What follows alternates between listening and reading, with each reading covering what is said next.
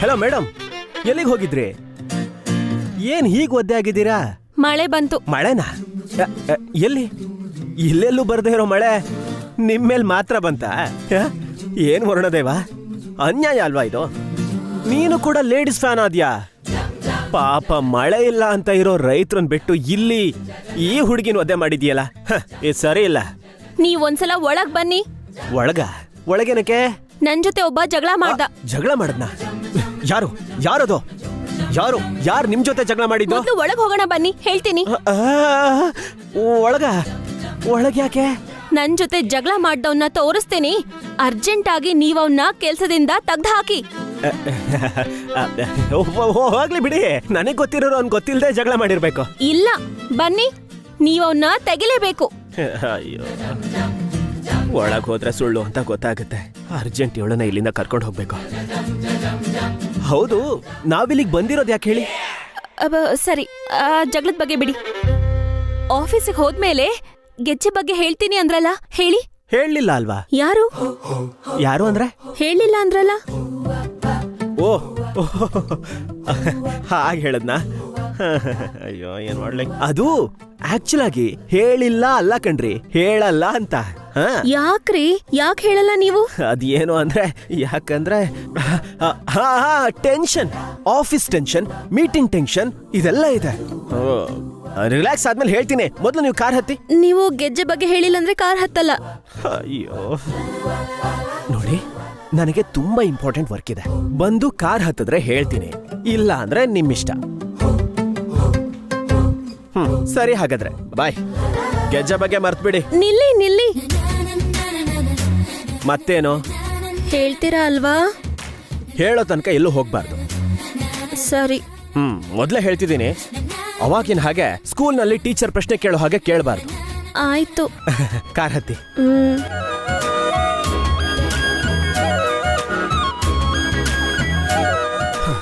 ಆದ್ರೆ ಒಂದು ಮತ್ತೇನ್ರಿ ನಿಮ್ದು? ನೀವು ಬಂದ್ಮೇಲೆ ಅವನ್ನ ಕೆಲ್ಸದಿಂದ ತೆಗಿಬೇಕು ಅಷ್ಟೇ ಅಲ್ವಾ? ಹಾ. ನಿಮಿಷ ಕೂಡ ಬೇಡ. ನಿಮ್ ಜೊತೆ ಜಗಳ ಮಾಡ್ದ ಅಲ್ವಾ? ಖಂಡಿತ ತೆಗ್ದು ಹಾಕ್ತೀನಿ. ಬನ್ನಿ ಪ್ಲೀಸ್. ಅವ್ನ್ ಯಾರು ಅಂತ ನಾನ್ ತೋರ್ಸೋಕು ಮೊದ್ಲೇ ಹೇಗ್ ತೆಗಿತೀರಾ? ಟೀಚರ್ ಪ್ಲೀಸ್, CCTV ಫೂಟೇಜ್ ನೋಡಿದ್ರೆ ಗೊತ್ತಾಗುತ್ತೆ. ನಾನ್ ನೋಡಿ ತೆಗಿತೀನಿ, ಪ್ಲೀಸ್. ನಿಜವಾಗ್ಲೂ ತೆಗಿತೀರಾ ಅಲ್ವಾ? ಅಯ್ಯೋ ದೇವ್ರೆ, ಕಾರ್ ಮೇಲೆ ಆಣೆ ಕಣ್ರಿ, ತೆಗಿತೀನಿ. ಕಾರ್ ಮೇಲೆ ಆಣೆ ಅಂದ್ರೆ? ಅಯ್ಯೋ ದೇವ್ರೆ, ಕೇಳಿ. ನೀವು ಕೇಳ್ಬೇಕು ಅಂತ ಇರೋ ಪ್ರಶ್ನೆ ಎಲ್ಲ ಕೇಳಿ, ಆಮೇಲೆ ಹೋಗೋಣ. ಅಂದ್ರೆ ಕಾರ್ ಮೇಲೆ? ಅಯ್ಯೋ ದೇವ್ರೆ, ನಾನ್ ಮನುಷ್ಯರ ಮೇಲೆ ಆಣೆ ಹಾಕಲ್ಲ, ಅದಕ್ಕೆ ಕಾರ್ ಮೇಲೆ ಹಾಕ್ತೇರಿ. ಪ್ಲೀಸ್ ಬನ್ನಿ.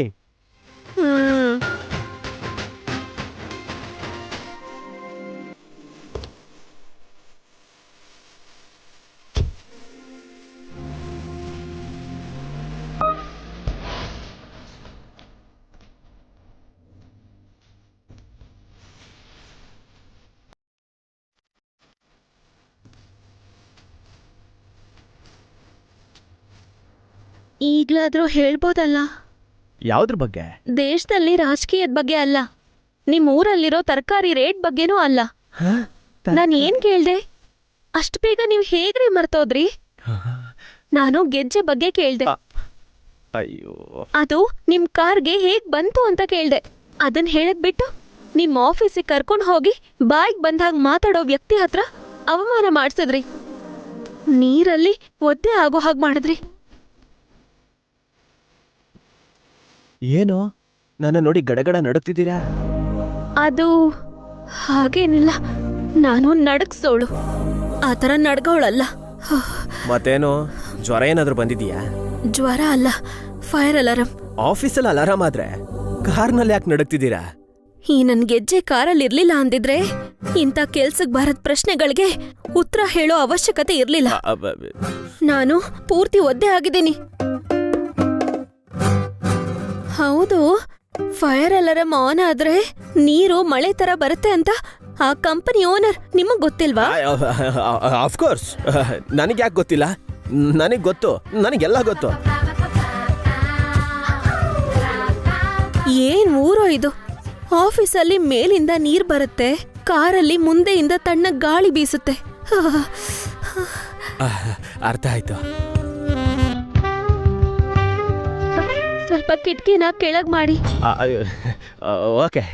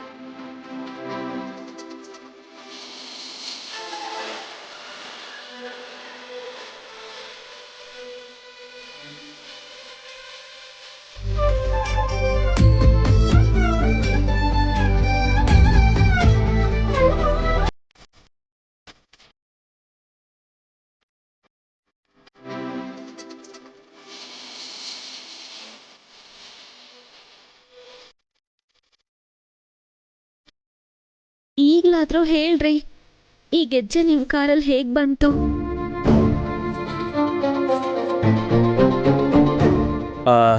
ಅದ್ ದೊಡ್ಡ ಕತೆ ಕಣ್ರಿ. ಆ ಕತೆ ನನಗ್ ಬೇಕು. ಆ ಕತೆಯಲ್ಲಿ ಯಾರಿದ್ದಾರೆ? ನಾನಿದ್ದೀನ? ನನ್ ಹೆತ್ತವ್ರಿದಾರ? ಈ ಕಾಲಿನ ಗೆಜ್ಜೆ ಇದೆಯಾ? Hello stop stop stop. ಅದು ಯಾಕಿಷ್ಟು ಎಮೋಷನಲ್ ಆಗ್ತಿದ್ದೀರಾ? ನಿಮಗೇನ್ರಿ ಗೊತ್ತು ನನ್ನ ನೋವು? ನಿಮ್ಗೆ ನನ್ನ ಪರಿಸ್ಥಿತಿ ನಿಮ್ಗೆ ಅರ್ಥ ಆಗಲ್ಲ ಬಿಡಿ. ನನ್ಗೆ ಯಾರೂ ಇಲ್ಲ. ಅನಾಥೆ ತರ ಅಪ್ಪ ಅಮ್ಮಗೋಸ್ಕರ ಹುಡುಕ್ತಾ ಇಲ್ಲಿಗೆ ಬಂದಿದ್ದೀನಿ. ಕಡೆ ಪಕ್ಷ ಉಳ್ಕೊಳ್ಳೋಕೊಂದ್ ಜಾಗನೂ ಇಲ್ಲ. ಈಗ ಈ ಗೆಜ್ಜೆ ಮಾತ್ರನೇ ನನಗಿರೋ ಆಧಾರ. ನಾನು ನನ್ನವ್ರ ಬಗ್ಗೆ ತಿಳ್ಕೋಬೇಕು. ಹೇಳಿ ಪ್ಲೀಸ್.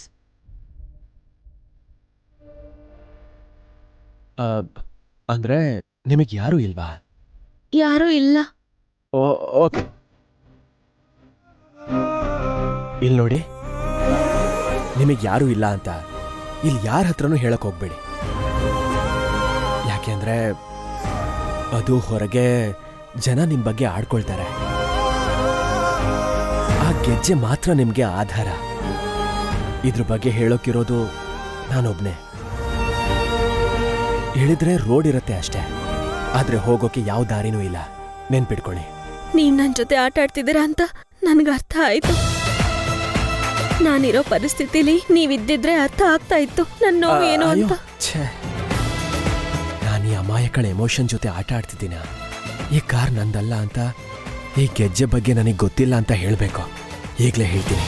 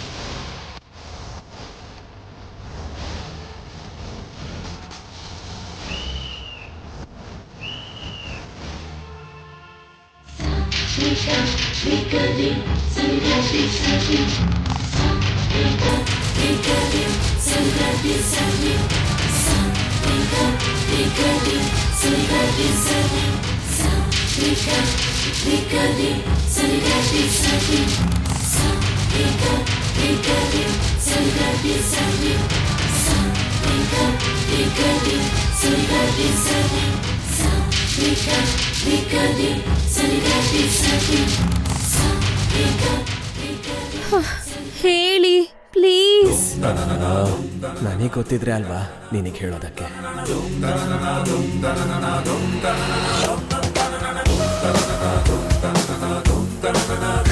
ಇವಾಗ ಹೇಳ್ತೀರಾ? ಅಯ್ಯೋ ಬಿಡಲ್ಲ ಅನ್ಸುತ್ತೆ.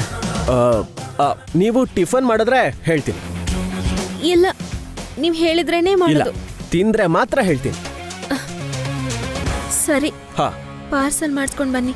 ಓಕೆ.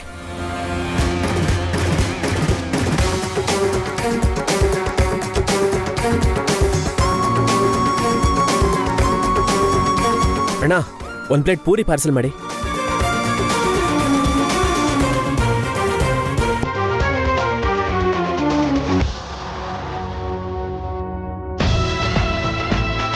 ಏನೋ ಒಂದು ಮಾಡಬೇಕಾ? ಏನು ಮಾಡೋದು? ಗೆಜ್ಜೆ ಬಗ್ಗೆ ಅರ್ಜೆಂಟಾಗಿ ತಿಳ್ಕೋಬೇಕಾ?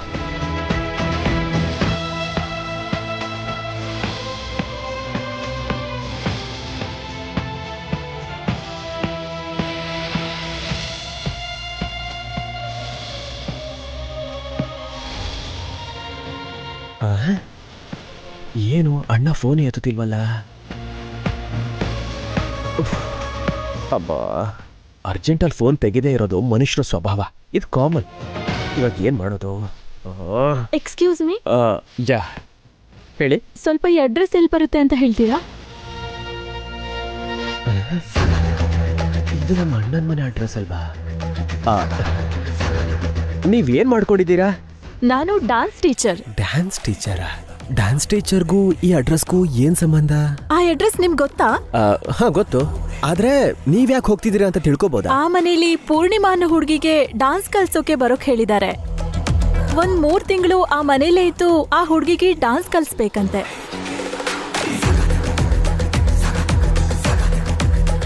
ಅನಾಥೆ ತರ ಅಪ್ಪ ಅಮ್ಮಗೋಸ್ಕರ ಹುಡುಕ್ತಾ ಇಲ್ಲಿಗೆ ಬಂದಿದ್ದೀನಿ. ಉಳ್ಕೊಳ್ಳೋಕೊಂದ್ ಜಾಗನೂ ಇಲ್ಲ.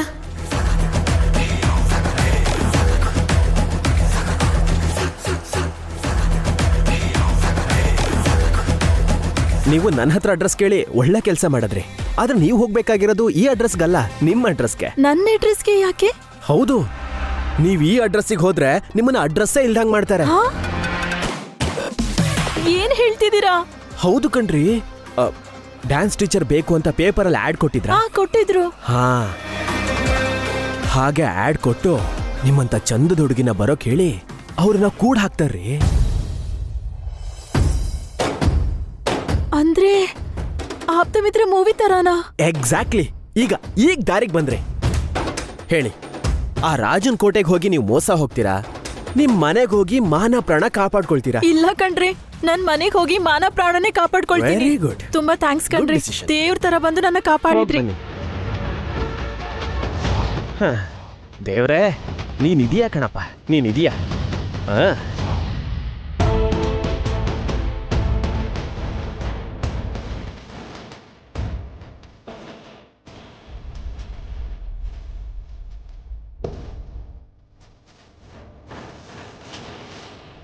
ಅವ್ರು ಯಾರು? ದೇವತೆ. ಅಂದ್ರೆ ನಿಮ್ ಜೀವನಕ್ಕೆ ದಾರಿ ತೋರಿಸಿದ್ರು. ಅಂದ್ರೆ ಆ ಹುಡುಗಿಯ ಫ್ರೆಂಡು ಪೂರ್ಣಿಮಾಗೆ ಆ ಹುಡುಗಿಗೆ ಡ್ಯಾನ್ಸ್ ಕಲ್ಸ್ಕೊಡ್ಬೇಕು ಅಂದ್ರು. ನಿಮಗೆ ಡ್ಯಾನ್ಸ್ ಬರುತ್ತಾ? ಬರುತ್ತೆ. ಅದು ನೀವು ಅನಾಥೆ ಅಂತ ಹೇಳಿದ್ರಿ ಅಲ್ವಾ, ನೀವು ಹೊರಗಿರೋದು ಅಷ್ಟೊಂದು ಒಳ್ಳೇದಲ್ಲ. ಅದಕ್ಕೆ ನಿಮ್ಮನ್ನ ಒಂದು ಗುಡಿ ತರ ಇರೋ ಮನೆ ಕರ್ಕೊಂಡು ಹೋಗ್ತೀನಿ. ಆ ಮನೇಲಿ ನಡೆದಾಡೋ ದೇವತೆ ಇದ್ದಾರೆ, ನಿಮಗೇನೋ ತೊಂದರೆ ಆಗಲ್ಲ. ಅಲ್ಲೇ ಸೆಟ್ಲ್ ಆಗ್ಬಿಡಿ. ನಾನು ಆ ಮನೆಗೆ ಯಾಕೆ ಹೋಗ್ಬೇಕು? ನನಗ್ ಬೇಕಾಗಿರೋದು ಈ ಗೆಜ್ಜೆ ಹಿಂದೆ ಇರೋ ಕಥೆ. ಅದನ್ನ ಹೇಳಿದ್ರೆ ನಾನು ಹೊರಟೋಗ್ತೀನಿ. ಸ್ವಲ್ಪ ಇಲ್ಲಿ ನೋಡಿ, ನೀವು ಈ ಗೆಜ್ಜೆ ಬಗ್ಗೆ ತಿಳ್ಕೋಬೇಕು ಅಂತಿದ್ದೀರಾ. ನಾನು ನಿಮ್ ಭವಿಷ್ಯದ ಬಗ್ಗೆ ಆಲೋಚನೆ ಮಾಡ್ತಿದ್ದೀನಿ. ನೀವು ಆ ಮನೆಗೆ ಹೋಗಿ ಆಮೇಲೆ ಡೀಟೇಲ್ ಆಗಿ ಆ ಗೆಜ್ಜೆ ಬಗ್ಗೆ ಹೇಳ್ತೀನಿ. ನೀವೇನು ಅಂತಾನೆ ನನಗೆ ಅರ್ಥ ಆಗ್ತಿಲ್ಲ. ನಿಮ್ಮನ್ ಹೇಗ್ ನಂಬೋದು ಅಂತಾನೂ ನನಗೆ ಗೊತ್ತಾಗ್ತಿಲ್ಲ. ಏನು ನಂಬಿಕೆ ಅಂತ ನೆಟ್ಟಲ್ಲಿ ಹುಡುಕಿದ್ರೆ ನನ್ನ ಫೋಟೋನೇ ಬರುತ್ತೆ. ಇದೆಲ್ಲ ನಮ್ಮ ಭವಿಷ್ಯಕ್ಕೋಸ್ಕರನೇ. ಅದು ನಮ್ಮ ಭವಿಷ್ಯಕ್ಕಲ್ಲ, ನಿಮ್ಮ ಭವಿಷ್ಯಕ್ಕೋಸ್ಕರ. ಸರಿ, ಆ ಮನೆಯಲ್ಲಿ ನಾನು ಯಾರು ಅಂತ ಹೇಳ್ಬೇಕು? ಆ ದೇವತೆ ಮಗಳಿಗೆ ನೀವು ಡ್ಯಾನ್ಸ್ ಟೀಚರ್ ಆಗಿ ಬಂದಿದ್ದೀನಿ ಅಂತ ಹೇಳಿ ಅಲ್ಲೇ ಸೆಟ್ಲ್ ಆಗಿ ಅಷ್ಟೇ. ಸುಳ್ಳು ಹೇಳ್ಬೇಕಾ? ನನ್ ಕೈಲಾಗಲ್ಲ. ಅಯ್ಯೋ, ಅವಶ್ಯಕತೆ ಇದ್ದಾಗ ಸುಳ್ಳು ಹೇಳಬೇಕು. ಒಳ್ಳೇದಕ್ಕೋಸ್ಕರ ಸುಳ್ಳು ಹೇಳೋದು ತಪ್ಪಲ್ಲ. ಮಹಾಭಾರತದಲ್ಲಿ ಧರ್ಮರಾಜನಿಂದ ಶ್ರೀಕೃಷ್ಣನೇ ಸುಳ್ಳು ಹೇಳಿಸಿದ್ಮೇಲೆ ನಾವು ಕೂಡ ಅದೇ ದಾರಿಲಿ ಫಾಲೋ ಮಾಡ್ಕೊಂಡು ಹೋಗ್ಬೇಕು. ನಂಗೆ ಸುಳ್ಳು ಹೇಳ ಅಭ್ಯಾಸ ಇಲ್ಲ. ಸರಿ ಆಯ್ತು, ನಿಮಗೆ ಗೆಜ್ಜೆ ಬಗ್ಗೆ ಗೊತ್ತಾಗ್ಬೇಕಾ ಬೇಡವಾ? ಅಯ್ಯೋ ಬೇಕು ಕಣ್ರಿ. ಹಾಗಾದ್ರೆ ಸುಳ್ಳು ಹೇಳಿ ನೀನ್ ಆ ಮನೆಗೆ ಹೋಗ್ಬೇಕು. ನಡೀರಿ.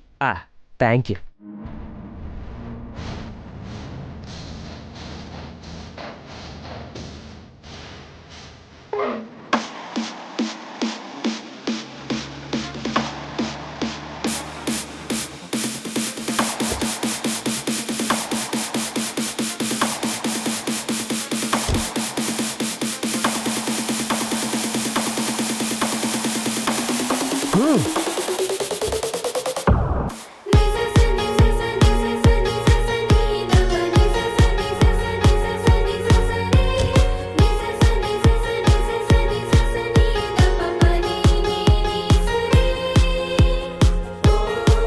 ಇದೇ ನಾನು ಹೇಳಿದ ಮನೆ, ಹೋಗಿ. ಒಬ್ಳೆ ಹೋಗ್ಬೇಕಾ? ಸರಿ ಆಯ್ತಿರಿ. ದಾರಿಲಿ ಹೋಗೋರ್ನ 4 ಜನ ಕರ್ಕೊಂಡು ಬರ್ತೀನಿ, ಅವರನ್ನು ಕರ್ಕೊಂಡು ಹೋಗಿ. ಮತ್ತಿನ್ನೇನು, ಈಗ ನೀವು ಡ್ಯಾನ್ಸ್ ಟೀಚರು, ನೀವೊಬ್ಬರೇ ಹೋಗ್ಬೇಕು. ನನ್ಗೆ ಭಯ ಆಗ್ತಿದೆ. ತಗೊಳಕ್ಕೆ ಧೈರ್ಯ ಶಾಪಲ್ಲಿ ಸಿಗಲ್ಲ ಅಮ್ಮ. ಸುಳ್ಳು ಹೇಳೋದು ಅಷ್ಟು ಸುಲಭ ಅನ್ಕೊಂಡಿದ್ದೀರಾ? ಅಯ್ಯೋ ದೇವ್ರೇ, ಜಗತ್ನಲ್ಲಿ ವೈಫೈಗಿಂತ ದೊಡ್ಡ ನೆಟ್ವರ್ಕ್ ಸುಳ್ಳಿಂದು. ನೀವ್ ಅನ್ಕೊಂಡಿರೋ ನಿಜ ಇದೆ ಅಲ್ವಾ, ಅದು ಪುಸ್ತಕದಲ್ಲಿ ಮಾತ್ರ ಇರೋದು, ಈ ಜಗತ್ತಲ್ಲಿ ಯೂಸ್ ಆಗಲ್ಲ. ಒಳ್ಳೇದಕ್ಕೆ ಸುಳ್ಳು ಹೇಳ್ಬೋದು ಅಂತ ಗೀತೆಯಲ್ಲಿ ಶ್ರೀಕೃಷ್ಣ ಯಾವತ್ತೋ ಹೇಳಿದ್ದಾರೆ. ನಿನ್ ಜನ್ಮ ರಹಸ್ಯ ತಿಳ್ಕೊಳ್ಳೋದಕ್ಕೆ ಈ ಸಣ್ಣ ಸುಳ್ಳು ಹೇಳಲ್ವಾ? ನಡಿ ಬಾ.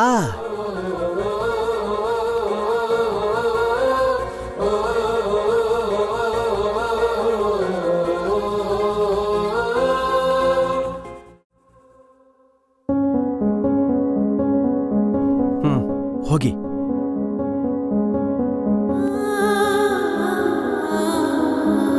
ಯೋಚನೆ ಮಾಡಿದ್ ಸಾಕು, ಒಳಗೋಗಿ. ಹೋಗಿ ಹೋಗಿ.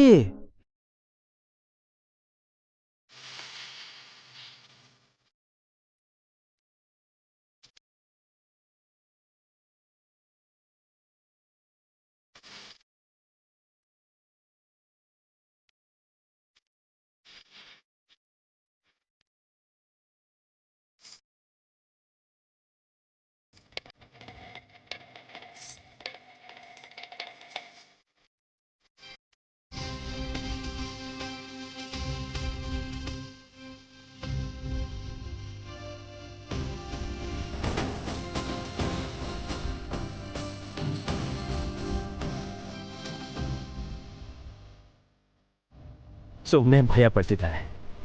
ಅಣ್ಣನ ಮನೆಗಿಂತ ಸೇಫ್ ಪ್ಲೇಸ್ ಅವ್ರಿಗೆ ಎಲ್ಲಿ ಸಿಗತ್ತೆ?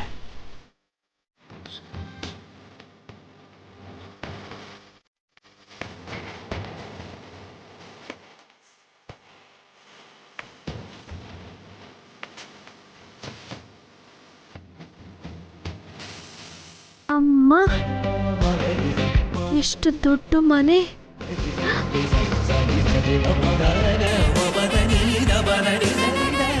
ಏನು?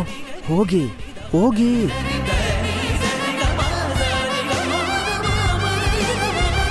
ಮನೇಲಿ ಯಾರಾದ್ರೂ ಇದೀರಾ?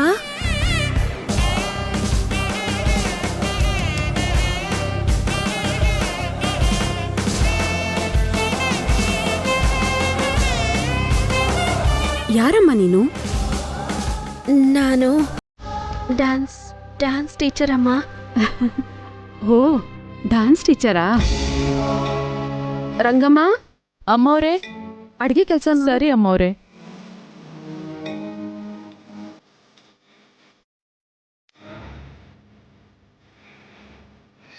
ಒಳಗ್ ಬಾರಮ್ಮ.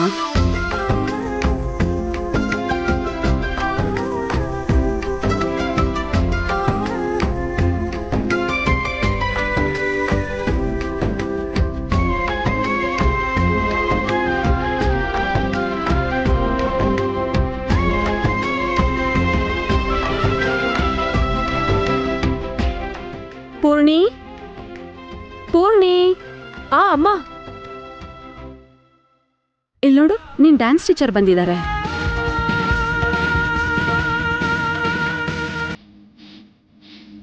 ಹಾಗ್ಯಾಕ್ ನೋಡ್ತಾ ಇದೀಯಾ?